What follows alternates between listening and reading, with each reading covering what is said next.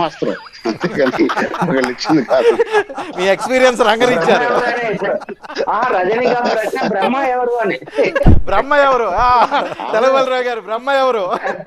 బ్రహ్మ ఎవరు? బ్రహ్మ ఎవరు? బ్రహ్మాస్త్రం. ఓకే, అస్త్రం బ్రహ్మను ఎవరి చేతిలో అస్త్రం అది? అస్త్రం తనే తెచ్చుకుంది, తనే కష్టపడింది.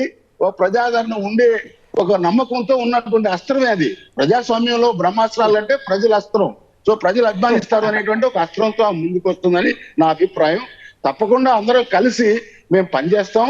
కాంగ్రెస్ పార్టీని తప్పకుండా 15% కాదు ఎక్కువైతే ఇంకొకటి అంటే రజనీకాంత్ గారు ఈ రోజు మీకు చక్కని వార్త చెప్తా నేను. ఈ రోజు 2 విభాగాలు తయారైనవి. ఒకటి బీజేపీ ప్లస్ బీజేపీని సపోర్ట్ చేసేటువంటి ప్రాంతీయ పార్టీలు ఒక ప్రక్క, ఎవరు సపోర్ట్ చేస్తే వాళ్ళు. ఇంతవరకు ఆ 3 పార్టీలు మేము బీజేపీ అపోజ్ అని ఎవరు చెప్పలా.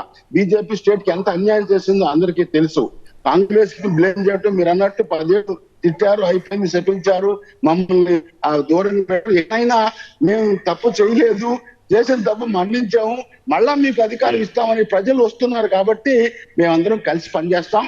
Congress party even if you are అధికారంలోకి వచ్చినా కూడా నమ్మడానికి మీరు నమ్మొచ్చు, అది ఒక ఆశ్చర్యం కాదంటున్న ప్రస్తుత పరిస్థితి గాలి మారొచ్చు కూడా. ఎందుకంటే ఈ వైసీపీ తెలుగుదేశాన్ని చూశారు 5 ఏళ్ళు పోలవరం సాధించలేదు, ఏం చెప్తారండి? కేంద్ర ప్రభుత్వంతో మాట్లాడుకోవచ్చు కదా, వాళ్ళు ముగ్గురేం చేయలేకపోయారు. అదేవిధంగా రాజధాని, ప్రపంచంలో రాజధాని లేనటువంటి మనమే కదా వైజాగ్ స్టీల్ ప్లాంట్.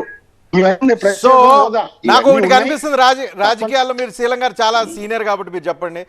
అన్నా చెల్లెళ్ళ పోరు ఆంధ్రప్రదేశ్ లో క్లియర్ గా కనిపిస్తుంది. నాకు మీకేం కనిపిస్తుంది? నాకేమో పోరుగా లేదు. రాజకీయంగా విభేదించవచ్చు వారు. పర్సనల్ గా I think they are the close knit family. I hope, I pray God అలాంటి పోరు ఏమి ఉండకూడదు అని చెప్పి నేను మనసారా కోరుకుంటాను. ఎందుకంటే రాజకీయాల్లో కామని సింపుల్. రాజకీయంగా వేరండి, రాజకీయం వేరు, పర్సనల్ గా వేరు. చాలా మంది అన్నదమ్ములు వేరే వేరే పార్టీల్లో మనం చూడలేదా? వస్తున్నా సార్, మీకే వస్తున్నా. రైట్ శీలం గారు, థ్యాంక్ యూ వెరీ మచ్. మీరు బిజీగా ఉండి కూడా టైం కేటాయించారు. Thank you very much.